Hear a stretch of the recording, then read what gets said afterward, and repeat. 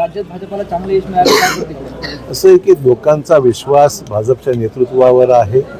ज्या पद्धतीने पंतप्रधान मोदी साहेबांनी विकसित भारताची संकल्पना मांडली आहे आणि ते लवकर करण्यासंदर्भात काही निर्णय घेतलेले आहेत, अशाच पद्धतीने महाराष्ट्रातल्या मुख्यमंत्र्यांनी विकसित महाराष्ट्राचा कार्यक्रम घोषित केला आहे. तर लोकांची अपेक्षा विकासाची आहे. एक स्थिर सरकार देशात आहे, राज्यात आहे. तर नगरपालिका प्रशासनसुद्धा स्थिर मिळालं पाहिजे, चांगलं मिळालं पाहिजे आणि म्हणून लोकांनी भाजपावर पूर्ण विश्वास व्यक्त केलेला आहे.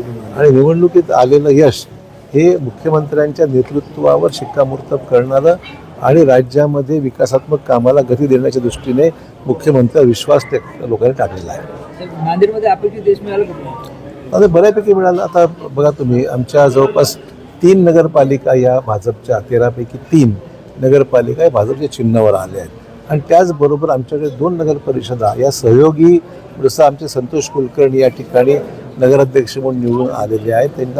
त्यांनी सांगितलं होतं की आम्हाला भाजपच्या चिन्हावर नाही, पण स्थानिक परिस्थितीप्रमाणे आम्ही अपक्ष लढणार आहोत, पण तुमचे आम्ही सहयोगी सदस्य राहण्याची आमची भूमिका आहे. त्याच पद्धतीने निवडून आले, बहुमत त्यांचं आहे. आणि किती जागा आपल्याला 17पैकी 21पैकी 14 जागा त्यांच्या आलेल्या आहेत. नगराध्यक्षपद पण त्यांचं आलं आहे. त्याचबरोबर धर्माबाद सुद्धा नगरपालिका ही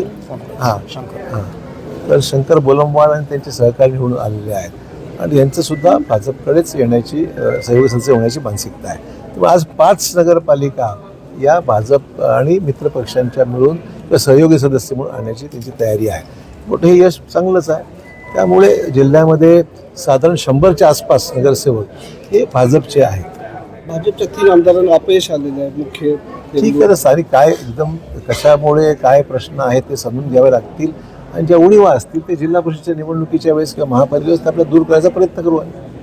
तातडीची बैठक बोलावली आपण मुंबईला निघालो, काय ते आता आम्हाला मुंबईला हे सगळ्या महापालिकेचे उमेदवार निश्चित करण्यासंदर्भात काही मीटिंग्स अपेक्षित आहेत. त्यामुळे मुंबईला चालू आहे. महापालिकेचं कसं चित्र असणार आहे? चांगलंच राहणार आहे.